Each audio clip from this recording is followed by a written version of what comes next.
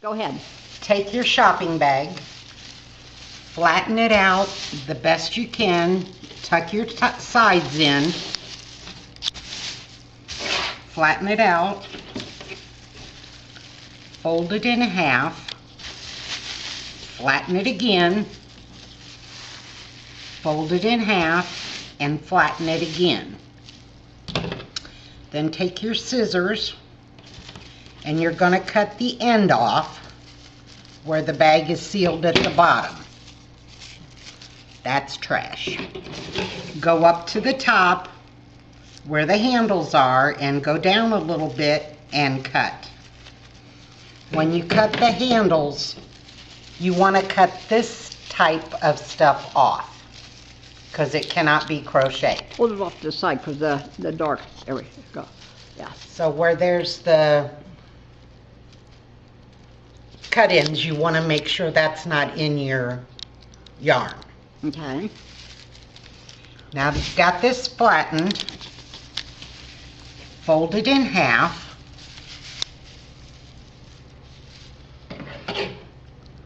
And just cut it at the fold. Then you now have two pieces. Put those together and fold them again. And again, cut at the fold. That's how you make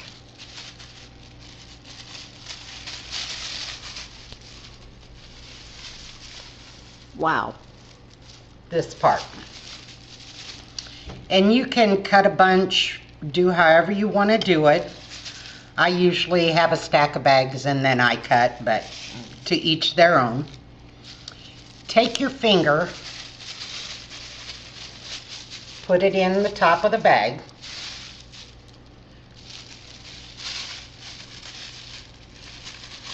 Take another piece of yarn, slip it through, reach into the top, grab the tail, and I use my finger as a guide to pull it through.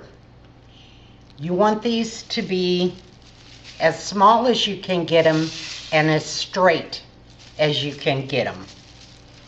And then you just keep going.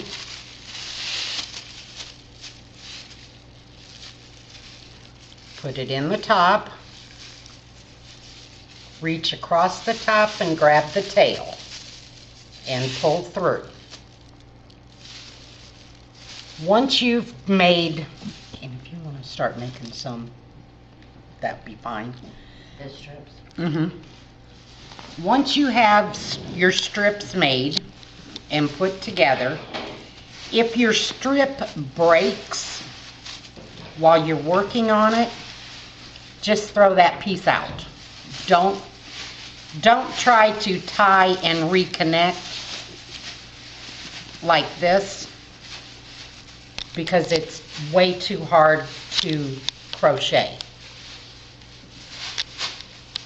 Once you have all your yarn made and you've got this, I'm gonna put this over here.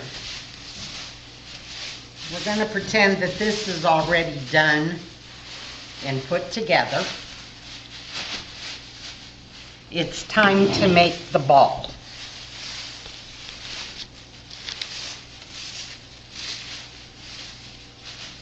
Just spread your hand as far apart as you can and just wrap.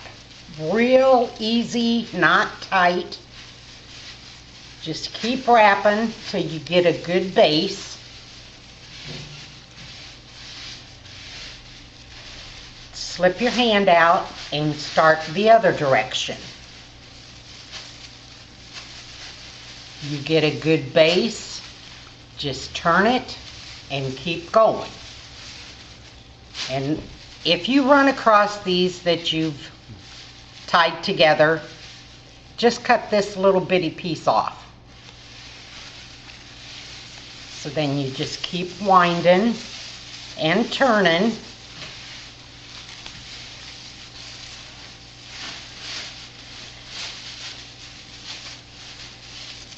And winding and turning. until you get a ball done.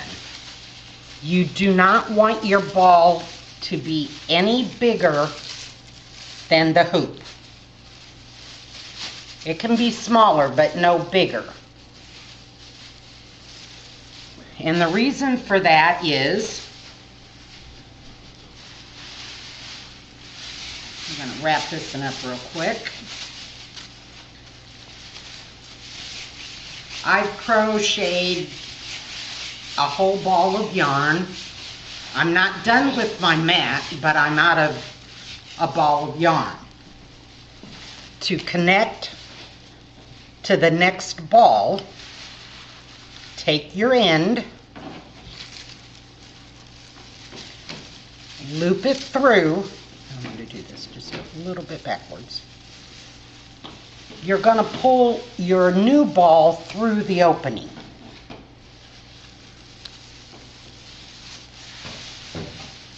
And you're going to pull it tight. Taut, not real tight. And then you're ready to start crocheting or continuing the crocheting with the ball. And you can make the balls as small as you want, but no bigger than the opening of your last ball of twine. It takes, if you do a ball that's the approximate size of this opening, as you can see, it's still got a little ways I can use it. It takes 4 to 5 balls of yarn this size to make a mat.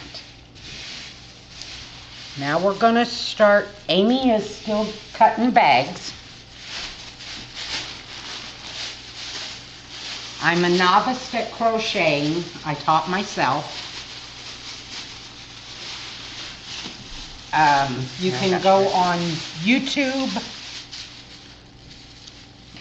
for sleeping mats for the homeless.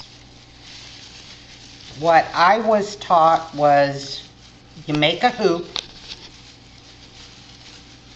twist your yarn a little bit, reach through and grab it. It's going to come up through the hole.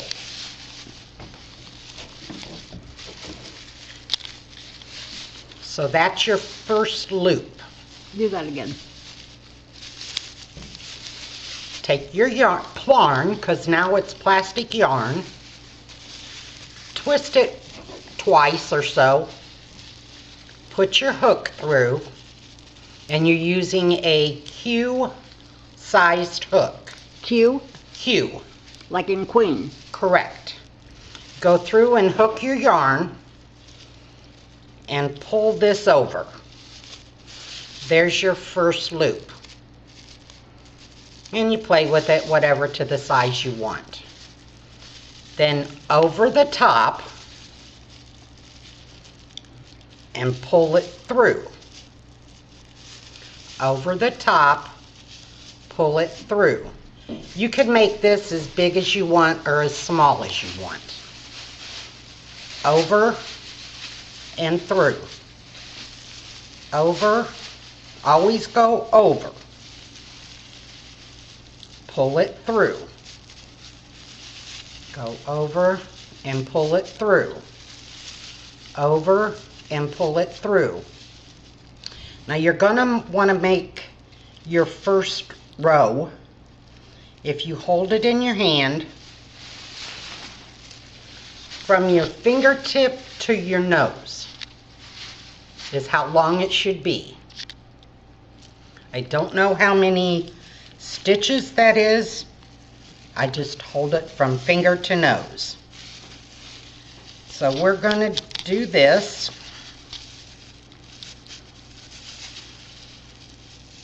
There's no real way to mess these up. I know that sounds terrible and everybody wants to be perfect, but as long as it keeps the homeless off the ground or they can roll up in it for warmth, they don't care if you dropped a stitch or not. Okay, so now we've got this the full length like we want it. Do one last hook and pull through. Now go to you're going to go backwards. So you find your first hook, pull it through. You now have 2 loops. Over the top, pull that through the 2 loops. Go to your next loop. Over the top, pull it through. Over the top, pull it through. So you're going in the hole, over the top, back through the hole to where you have 2 stitches, go over the top, pull it through, you're now back to 1 stitch.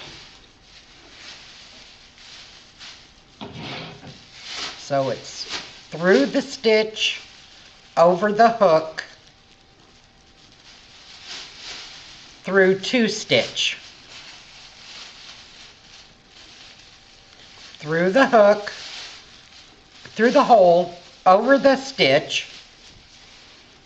You've got 2, bring another stitch over the top and through. Through the loop, over the hook, through the hole. With 2 stitches on top, go over again. Through the hole,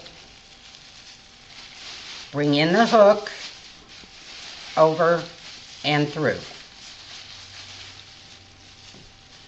Through the hole, bring it through the hole, so you have 2 stitches on top, over the hook, and through, so you're back to 1 stitch.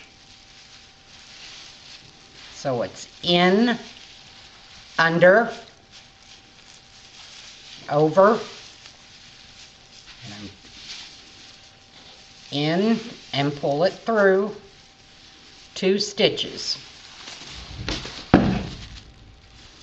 Pull it through the 2 stitches, you now have 1. Through the stitch, back through with the hook, over the top, and hook. Through the stitch, bring it back through, over the top, under. So you're going in, over, back through, over, through 2. Through the hook, or the hole, bring a piece of yarn through the hole, over the hook, in 2. Now you're back to 1. In, under, over, through. You're back to your end piece.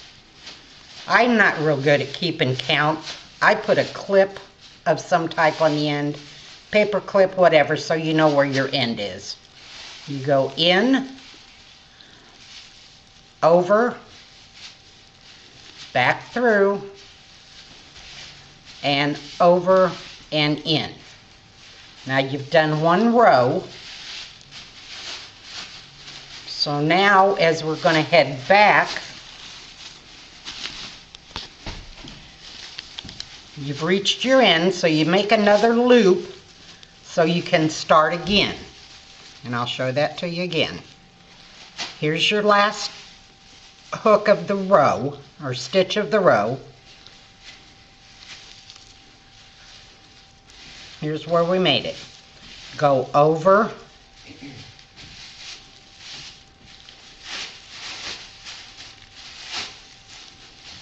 through, you're out. Make just 1 loop, 1 stitch. Now you're going to start the top stitch, and just keep repeating. In, over, through, over, through. And you go to your next. There's always a space between them. Through and over, pull through, go over, pull through two. Through the stitch, hook the plarn, pull it through the stitch, hook the yarn, pull it through two stitch.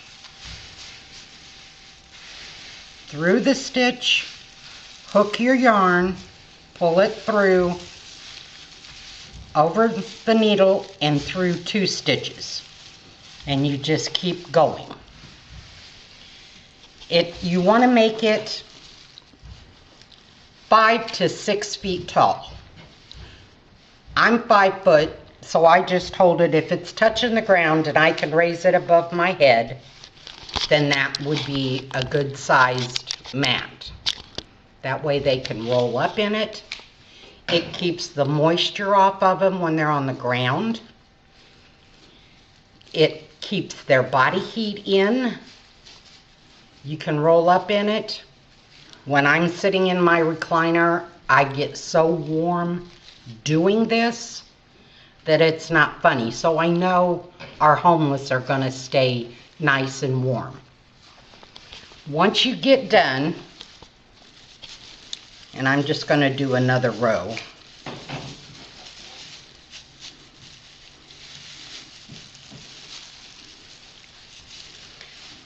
The bigger your loop, the softer the mat will be. If you go real tight, you're not going to get as much bounce. This I'm going to do real tight so I can show you the difference. And either way is fine.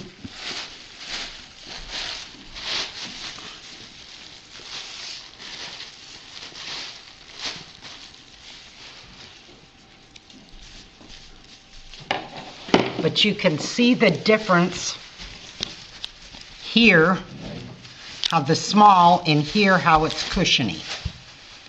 So I prefer the bigger loop, but however you want to do it is fine.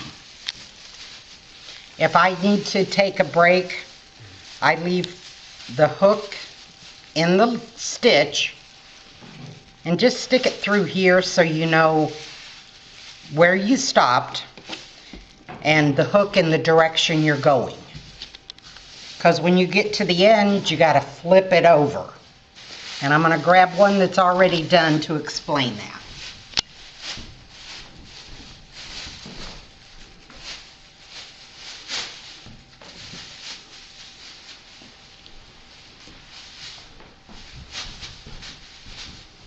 As you're crocheting, your mat is going to get bigger and bigger and bigger. When you get to the end, you gotta flip it over and start from this end to that end. So you need to know where your end is. As you can tell, this is one of my first ones, and I dropped a couple stitches there. It's okay. There's no right or wrong way.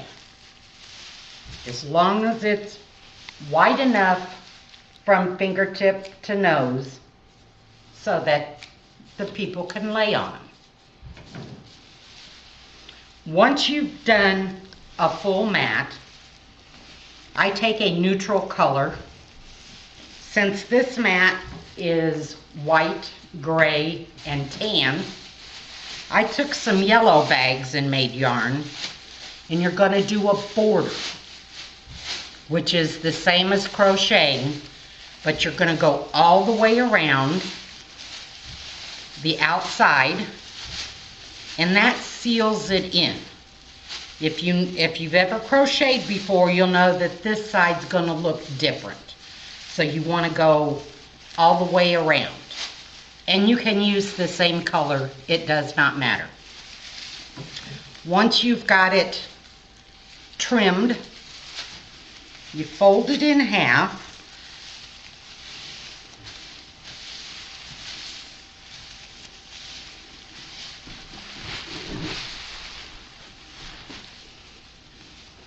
And you start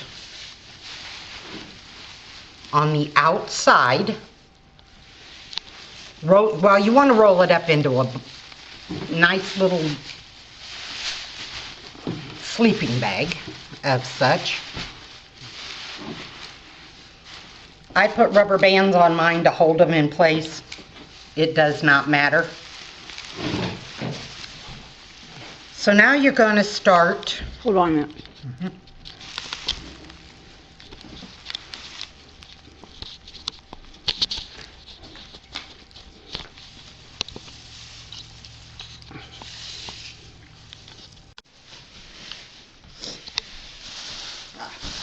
I have to start over. It didn't do it. Okay.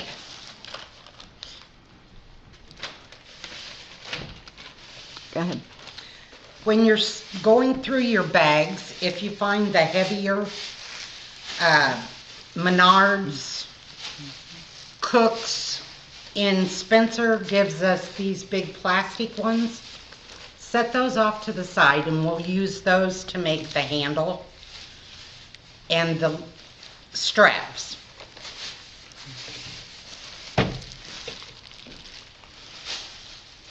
And those are cut the same way. So we're going to pretend that these are the heavy ones. I'm going to put some together here real quick.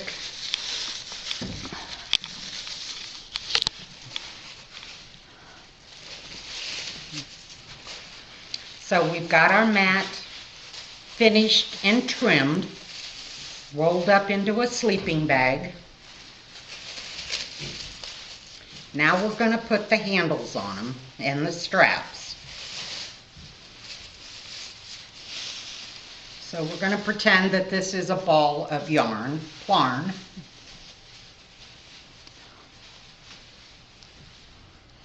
And you're going to do the exact same thing that you did making the yarn.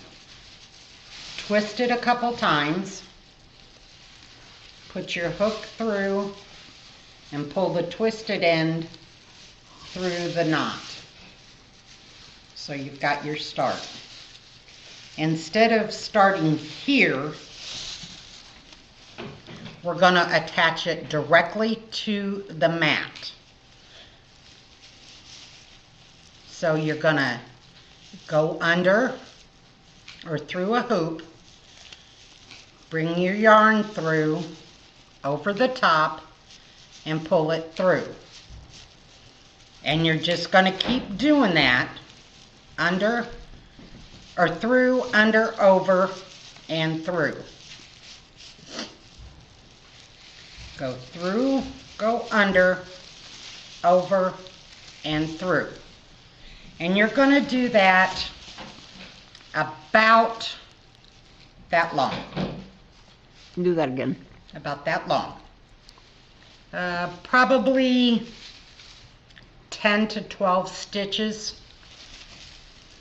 Once you've got that attached, you're just going to keep going but not attaching it to the mat. Just keep over and under, over and under, over, making your stitch.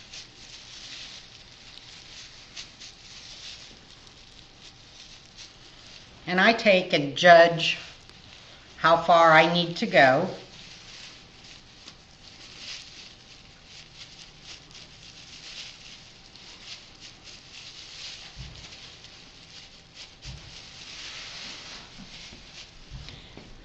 Now this fits all the way around the mat.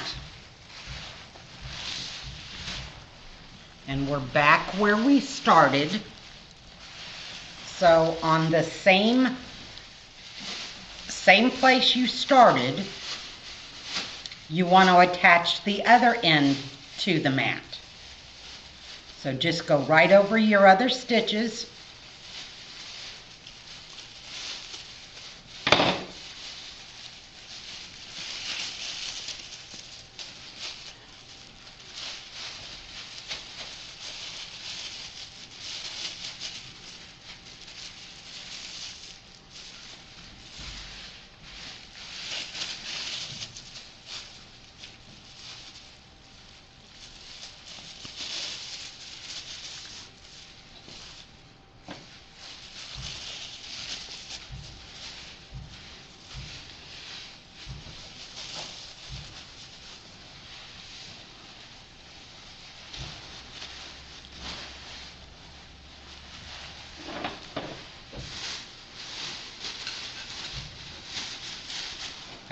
Bring two.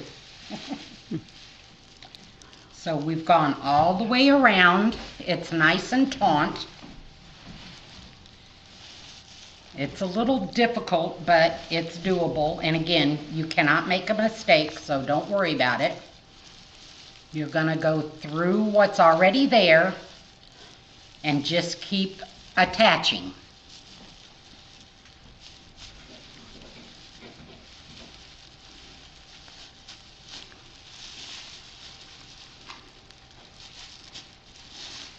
Until you have your strap attached and you can slip it over the end.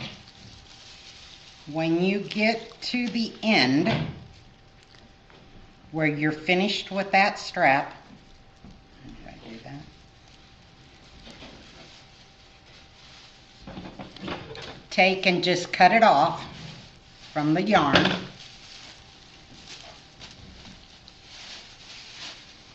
Do another stitch or two if you need to. And you're going to pull the whole thing through.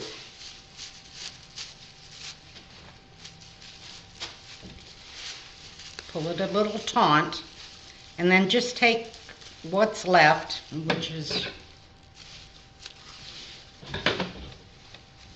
usually about that amount. Wrap it around the yarn that's already there.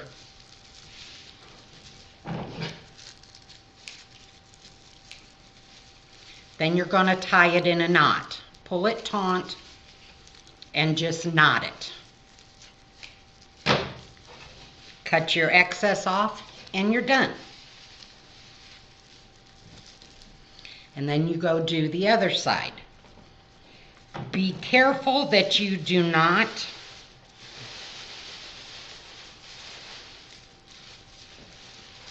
attach both sides of the mat together. And if you do, you just pull it out, and that's no big deal. I'm going to take this off so it doesn't look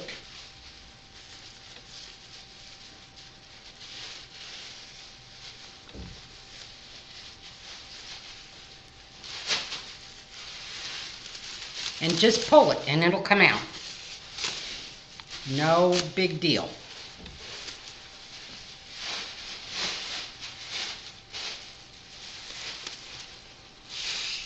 And you can reuse the yarn.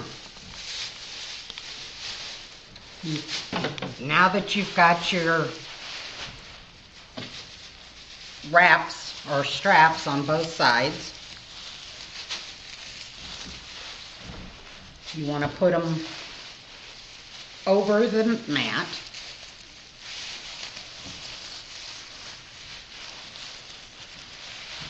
Now we're going to work on the shoulder strap.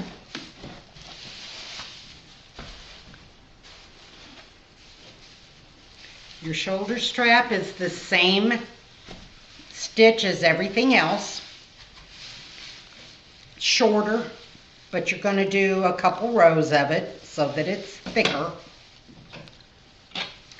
And then you are going to, again, make sure that you've only got one side of the mat. And you're going to attach it to the mat. However you can do that. This part is a little difficult, but not a problem. It may not look the prettiest, but it'll work. You want to make sure it's almost to your straps. And you can even intertwine it with the straps. That way, when the homeless get ready to move on to a new location, or they've had a fire at their location and need to move, they just throw it up over their shoulder and they're ready to go. I use the thick yellow to make the handle, because again, it is more sturdy. I have plenty of bags. Amy has plenty of bags. She does my cutting right now. I do the crocheting. We've got another group that helps with the cutting. And I want to remind you again, I'm going to set this over here, Linda. Do not keep the wavy parts. They can't be crocheted. Don't keep the torn parts. They pull right apart. You got one there? I didn't know what they were saying, so what we're talking about. When you get your bags and you see this hole in it, just throw them away. Because once you fold them and cut them, every one is going to have that hole in it. Now for the people that like to sew, I keep my scraps, these pieces. My grandkids are always leaving their socks at my house. I take and shove these in an old sock. Sew the end together.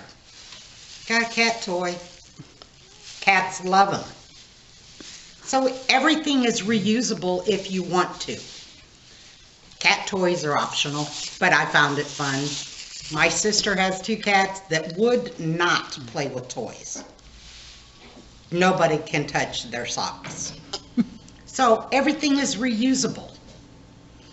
Linda has my phone number. She can get a hold of me anytime. She has Amy's number. We will do bag pickups. We will meet you for bag drop-offs. We will pick up the mats for anybody that wants to crochet them. We also have Facebook. They can get us, and then the Owen County channel. You can find me on D. Newman Smith on Facebook. You can find Amy At Amy Harsin, Harsin Jackson. on Facebook. You can also go to our Socks So Others Can Survive Facebook page. Leave a message there. The admin will get a hold of either me or Amy. We go out every 2 weeks to service the homeless. We take clothing, sleeping mats, blankets, hygiene products, shoes, coats. I tell people, imagine you're going camping. Non-perishable foods. Pack what you're going to need to go primitive camping. There's no electricity. There's no heat. They can't build fires very often.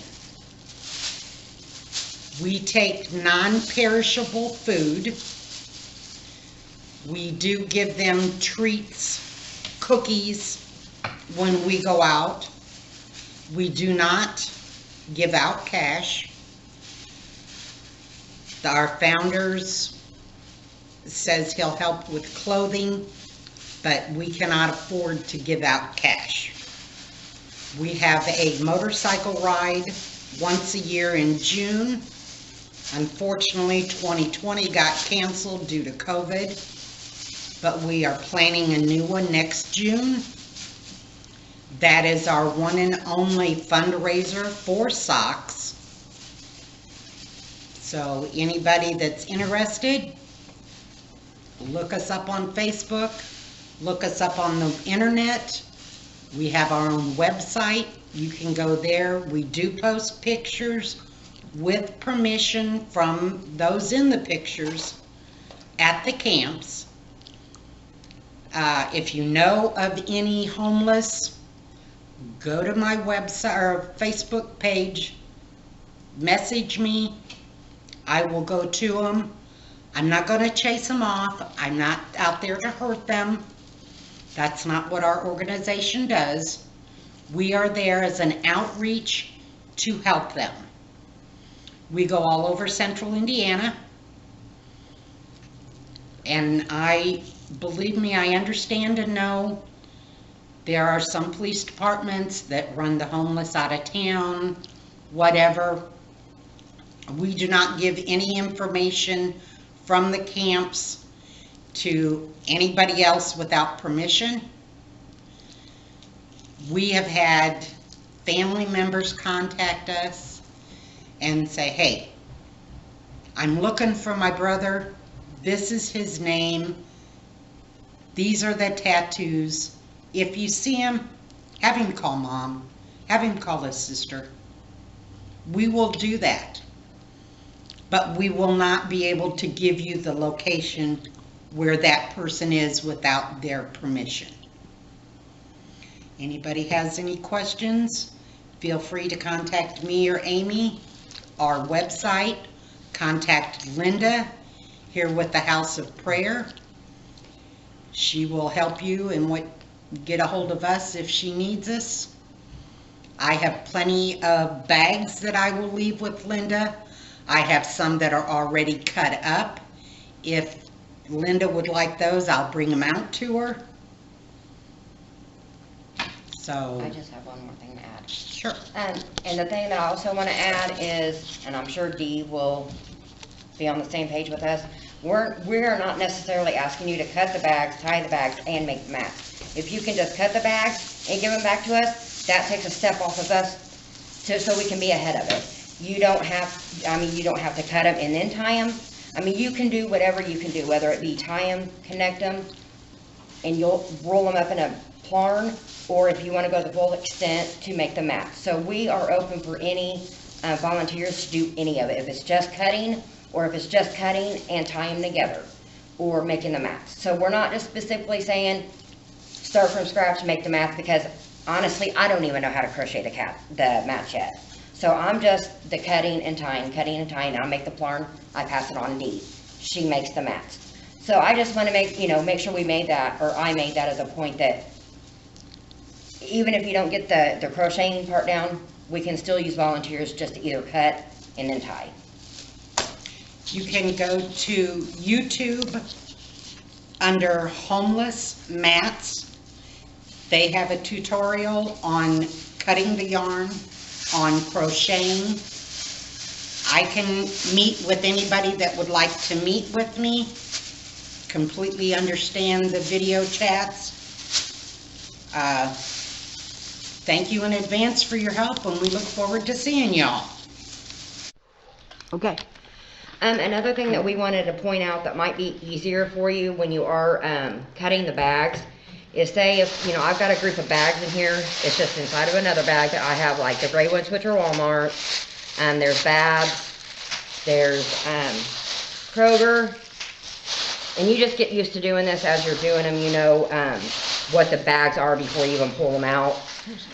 Thank you, Dollar General's yellow. And the reason why we're pointing this out is because I find it easier, like once I get a bag, I get usually trash bags, but if you get a small bag like this, just like separate the bags in the color, because they're all pretty much different sizes.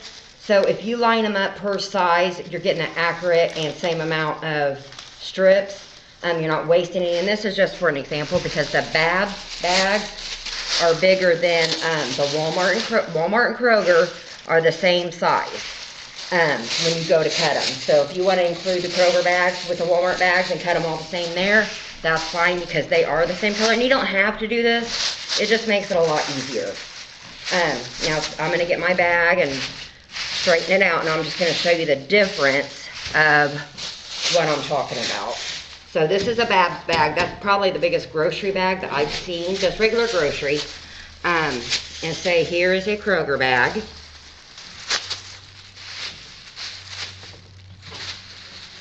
See the different size of them? So it's easier if you have, say, since I have on top, I have this grocery bag, which Kroger. So I'm going to get another Kroger, and like I said, Walmart and Kroger's are the same size. So I'm going to get another Kroger bag, get it straightened out like you're getting ready to cut it. And I find that if you get the corners like this, and you straighten out the bottom corners first, and then you pull the top of the bag here, and then the creases almost seamlessly go together. So I lay that down, and this is all, fluffed up, so I grab the bottom here in the corner, and grab the handle, and it's pretty much to the seams. Makes it a lot easier to straighten your bags out. That's what I have found works for me. And then just say you line your, make sure you line your bags up here, because when you want to cut them, you want to cut the ends off evenly. So what I do, I'm going to get ready to cut these, and see how these two bags line up at the top? Now, if we did the Babs bags, and then we did the Kroger bags, you can see the difference. I mean, it doesn't make a difference, it's just easier to cut, because if you do that, then you're going to have to cut way down here from when you fold your bags over. So, I mean, you can just see the big difference there of where, because if you just cut this bag on top, then you're going to cut here, so you're not going to be able to cut through the handles. And this is where Dee was talking earlier, where when you cut some strips and they have the ridges in them and we can't use them, that will happen a lot if you don't size up your bags. So sizing up your bags, like I said, just like kind of color coding them really helps. Dee brought up a point a little bit ago that it could be a family affair. If you have little kids and you're trying to teach them colors, ask them to grab all the tan bags. Ask them to grab all the yellow bags and go around. I've noticed that the Dollar General bags are usually a size of its own. It really doesn't compare to another size, so I cut these separate. But like I said, the Babs bags are bigger. I usually cut these alone because they really don't fit in the size of the other ones. But then Kroger and Walmart, which I'll get a Walmart bag out and show you the size of the Walmart and Kroger bag, how they pretty much line up, and you can combine these two when you cut them.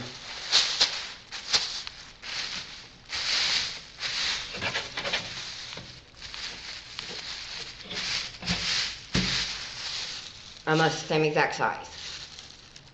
So that's why I find it easier if you color code them, because your strips are going to be evenly, and then you're not going to have the little straggly parts of what you don't see under here, versus you put a bigger bag and then a smaller bag and then a bigger bag, smaller bag, vice versa. And when you go to cut the whole top of it, that's where you come into problems with not cutting far enough or cutting too far. So I just find it helpful if you kind of like do them in colors. And once again, Walmart and Kroger, you can put them together, they're the same exact size.